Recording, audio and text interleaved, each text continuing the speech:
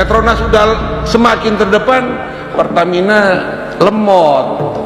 Bahkan PM kita terbang jauh ke Turkmenistan, lepas tu balik bawa 2 blok minyak dan gas untuk Petronas. Daus pun ikut terbang sekali. Soalan dia, Iran telah menjemput Malaysia dan Petronas untuk tengok balik kerjasama dalam sektor tenaga. Dan ini berlaku, guys. Mereka lebih banyak untuk kerjasama di luar untuk mencari sumber minyak atau sumber gas gitu. Why exactly is petrol so cheap in Malaysia? As a British person, this is one of the first things that confused me. Tapi saya lihat sampai habis wadidaw juga bahwa Indonesia itu BBM-nya lebih murah dari semua di Asia Tenggara, tapi Malaysia nggak dimunculin karena Malaysia tuh di mana-mana selalu lebih murah. Lebih murah ya, paling nah, murah. Itu kan jadi blunder, bos. Ngapain kamu bikin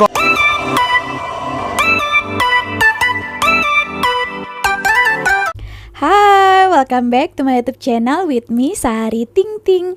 Hai semuanya, apa kabar kalian? Semoga dimanapun kalian berada, tetap diberikan kesehatan, dipermudahkan juga segala urusannya. Nah, ini ada berita terbaru ya, daripada Malaysia. Tertulis di sini, telaga gas terbesar milik Malaysia.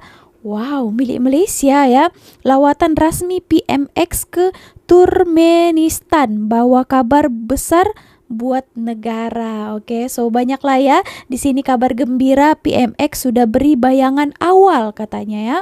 Oke teman-teman, nah ini juga saya tengok performa Petronas ini, wow memang luar biasa ya.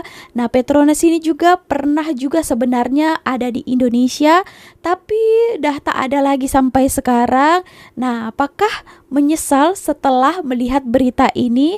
Nah di sini juga saya ada tengok ya, ini anggota DPR pun menanyakan kenapa Petronas lebih untung, kenapa Pertamina selalu rugi ya, padahal harga minyak di Indonesia itu mahal, lebih mahal bahkan daripada di Malaysia ini.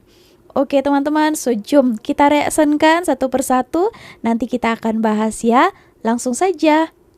Petronas sudah semakin terdepan, Pertamina lemot. Bahkan tadi Bapak juga menyampaikan untuk segera kita dorong RUU Migas ini biar menjadi landasan hukum, biar Pertamina ini speednya yang tadinya 100 bisa 220 lebih kencang lagi. Bahkan mimpi kita ini bisa melampaui Petronas. Wah luar biasa Pak. Dulu tahun 70 itu katanya Petronas belajar sama Pertamina. Petronas sudah semakin terdepan, Pertamina lemot. Ini yang susah kita. Nah mudah-mudahan kalau undang-undang migas ini kita kembalikan lagi ke sesuai dengan peraturan 78 tahun 71. Iya, bagus. Karena kita melihat kinerja kita ini ke depan setelah Pertamina ini merevisi undang-undang migasnya sampai BP Migas ya. Nah, itu makin kendor lagi juga.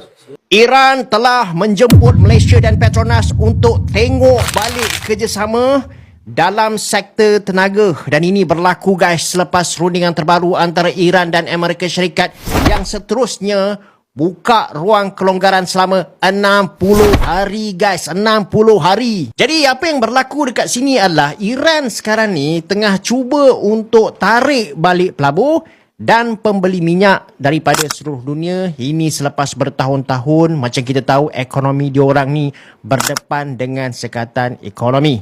Duta Iran ke Malaysia sendiri sebut yang dalam tempoh ni negara-negara lain boleh beli minyak mentah dan produk petroleum Iran dengan lebih mudah berbanding sebelum ni lah. Dan sebab itulah Malaysia dan Petronas pun disebut sebagai antara pihak yang sangat-sangat berpotensi untuk teroka balik kerjasama yang pernah wujud satu ketika dulu. Dan kalau kita tengok dari sudut bisnes pun sebenarnya memang ada sebab tau kenapa Iran ni sangat-sangat berminat untuk bekerjasama dengan syarikat gergasi macam Petronas.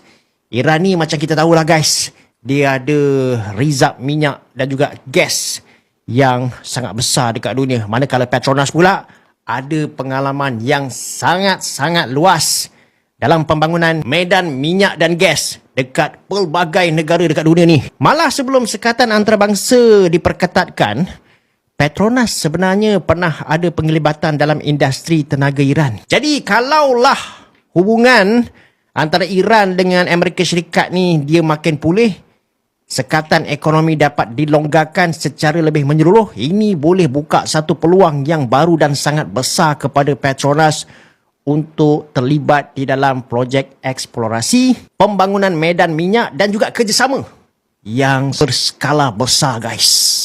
Akan tetapi semua ni sebenarnya kita kena faham masih berada dekat peringkat awal dan banyak lagi perkara yang masih bergantung kepada apa yang berlaku lepas tempoh 60 hari tu. Cuma apa yang kita boleh katakan dekat sini, buat masa ni Iran sekarang ni tengah berlumba untuk naikkan ekspor minyak selagi ada ruang yang diberikan oleh Amerika itu. Dan menurut Iran, mereka sebenarnya telah pun mengekspor kira-kira 36 juta tong minyak mentah sekitar sejak 15 Jun dan jumlah yang hampir sama masih menunggu penghantaran dekat atas kapal. Pemerintah itu bayarnya kompensasi dan subsidi ke pemerintah itu seringkali pakai yen begitu. Yen apa? Yen ono duite gitu. Kenapa ya Pertamina kok selalu tertinggal dibandingkan Petronas? Itu kan sering ada pertanyaan seperti itu. Salah satu jawabannya, treatment pemerintah Malaysia terhadap Petronas itu totally different treatmentnya pemerintah Indonesia kepada Pertamina. Pertamina ini cukup unik. Mereka per year itu perputarannya atau revenue-nya itu antara 1.200 sampai 1.500 triliun. Sebagian besar itu dari hilir. Hilir itu kayak jualan BBM, jualan oli, jualan LPG. Itu 80% revenue-nya ada di sana. Nah, mereka ada segmen hulu. Segmen hulu itu produksi minyak dan gas, Mbak, di hulu. Itu cuma 20%. Tapi keuntungannya 85% itu dari hulu. Yang cuma revenue 20% tadi. Berarti bisa dibayangkan berarti yang jualan BBM, jualan LPG itu bebannya luar biasa di mereka. Nah, salah satunya tadi pemerintah minta untuk ditanggung dulu ya, nanti dikompensasi begitu. Seringkali saya sampaikan ke teman-teman, pemerintah itu bayarnya kompensasi dan subsidi ke pemerintah itu seringkali pakai yen begitu. Yen apa? Yen ono duite gitu.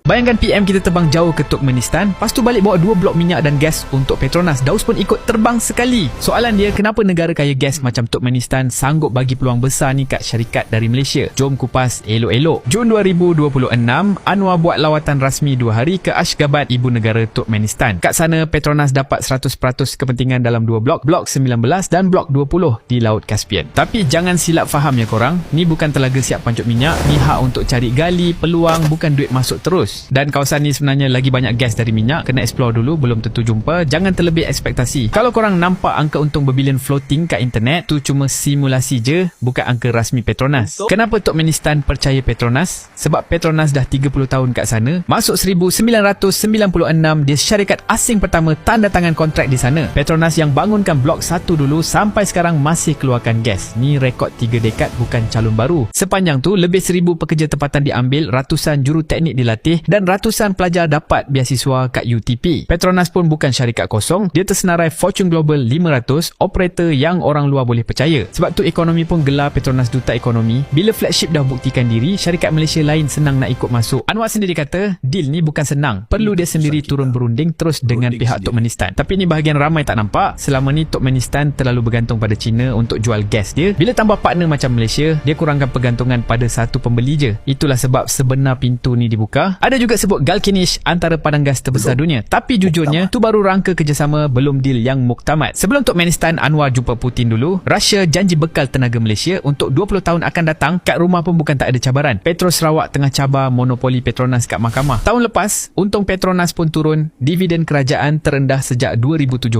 Jadi menang luar negara, berat maknanya. Tapi inilah Petronas kita. 30 tahun bina nama, sekarang dia bawa nama Malaysia naik ke pentas dunia. Ingat ya, ni peluang, bukan jaminan untung, tapi credibility yang kita bina selama ni memang patut kita banggakan. Kalau korang bangga dengan Petronas, share video ni, follow Daus DK untuk cerita duit dan negara. Jumpa lagi.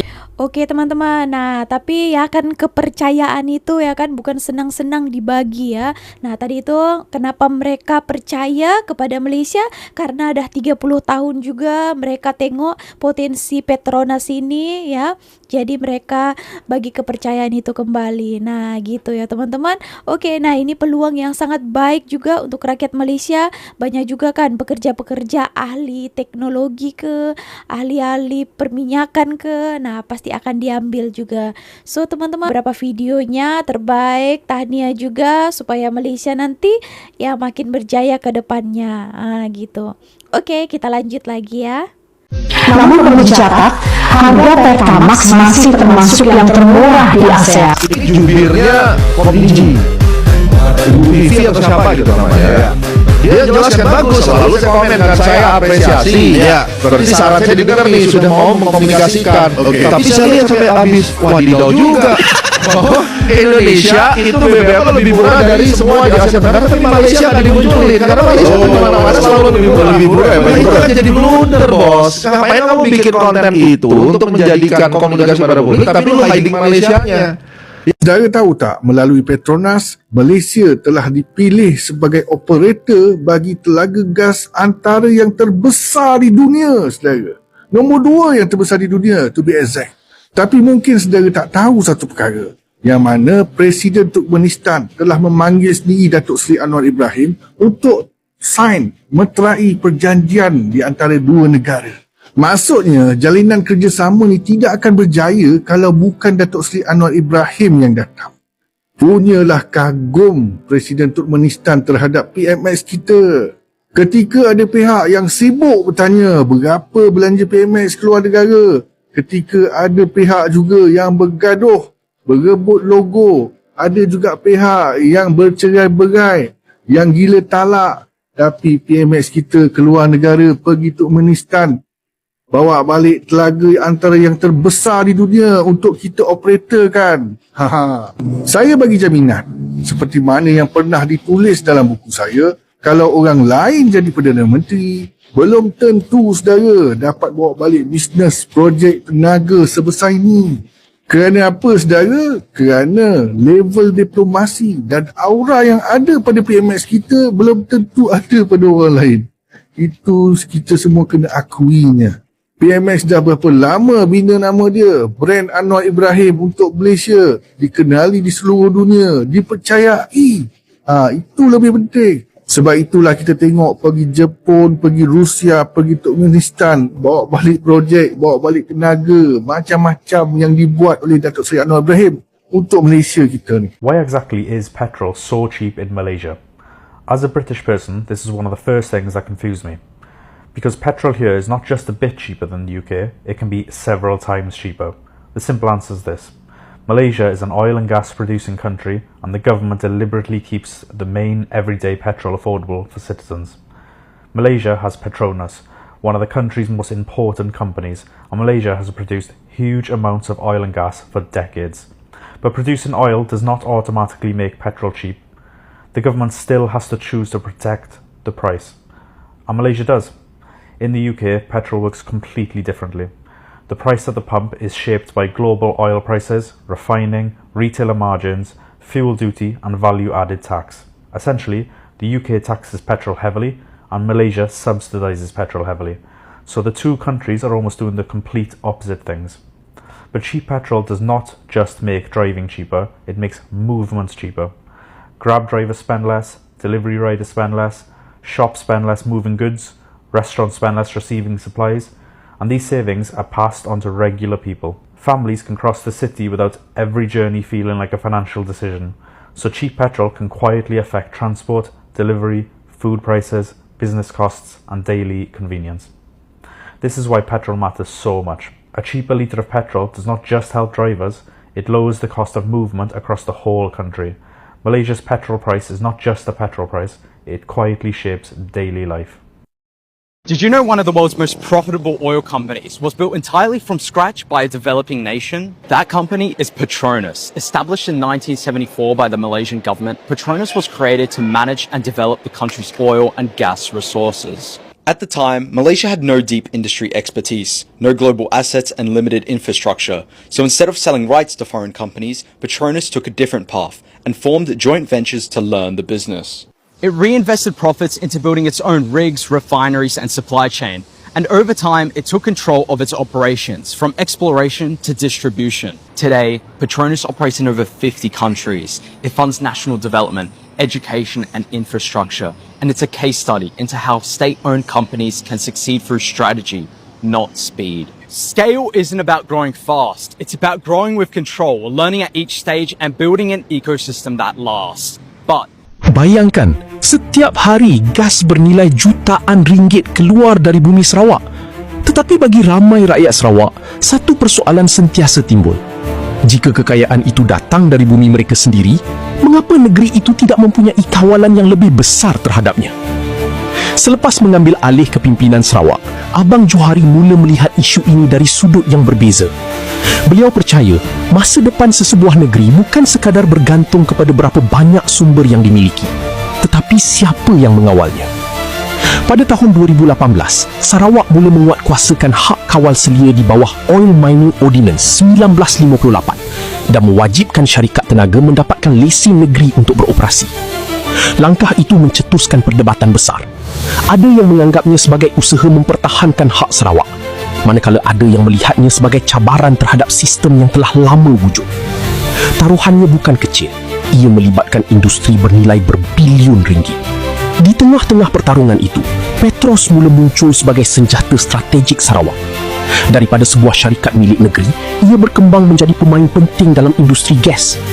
Bagi Abang Johari, ini bukan sekadar soal keuntungan, tetapi soal kuasa menentukan hala tuju ekonomi sendiri dan memastikan lebih banyak nilai kekal di Sarawak. Tahun demi tahun, pengaruh Petros semakin meningkat. Hasil negeri bertambah dan suara Sarawak dalam industri tenaga menjadi semakin kuat. Hari ini, ramai mengenali Abang Johari kerana hidrogen, ekonomi digital dan visi masa depan Sarawak. Namun bagi sesetengah pihak, legasi terbesarnya mungkin bermula dengan satu persoalan yang mudah. Jika ini milik Sarawak, mengapa Sarawak tidak mengawalnya sendiri? Dan kadang-kadang, satu soalan itulah yang mampu mengubah perjalanan sejarah. Mereka lebih banyak untuk kerjasama di luar untuk mencari sumber minyak atau sumber gas gitu. Tapi eksistensi mereka di luar itu kalau yang aku riset baru ada di 11 negara. Sedangkan Petronas itu ada di lebih dari 100 negara di dunia, teman-teman. Jadi bayangkan, mereka cuma mendominasi 50% di pasar domestik, tapi pasar internasional mereka itu jauh lebih besar, dan karena itu ekspor, jadi nggak harus disubsidi, keuntungannya lebih besar dari sana. Nah mungkin ini jadi salah satu yang bisa dilakukan juga gitu oleh Pertamina. Jadi buka aja persaingan ya, biarkanlah Shell dan BP secara bebas untuk bisa impor minyak mereka sendiri, biarkan mereka ikut membantu, ikut memberikan produk-produk yang baik untuk konsumen. Dan coba deh, mungkin Pertamina bisa juga mengikuti jejak Petronas untuk fokus juga nih ekspansi ekspor keluar yang sudah terbukti keuntungannya memang 4 kali lipat lebih besar dibandingin Pertamina. Nah tadi tuh beberapa video yang sudah kita tengok sama-sama, yaitulah ya kehebatan Malaysia dan juga kekuatan Petronas, dan juga tak luput dengan usaha kinerja kerajaan Malaysia dan juga Perdana Menterinya. Terbaik ya, Sari doakan yang terbaik juga buat negara ini untuk maju ke depannya ya. Pertanyaan, kira-kira apakah Indonesia menyesal dulu pernah halau Petronas ya, dan di sana itu hanya ada Pertamina. Tapi kan kalau Pertamina hanya ada di sana itu, jadi dia tuh boleh memonopoli harga minyak sendiri. Kira-kira bagaimana pendapat Anda? Silahkan berikan komentarnya di bawah. Terima kasih telah menonton video ini sampai akhir. Doakan Sari cepat sembuh karena sekarang ini pun lagi sakit ya. Terima kasih sudah senantiasa support Sari sampai hari ini. So see you on my next video. Bye bye.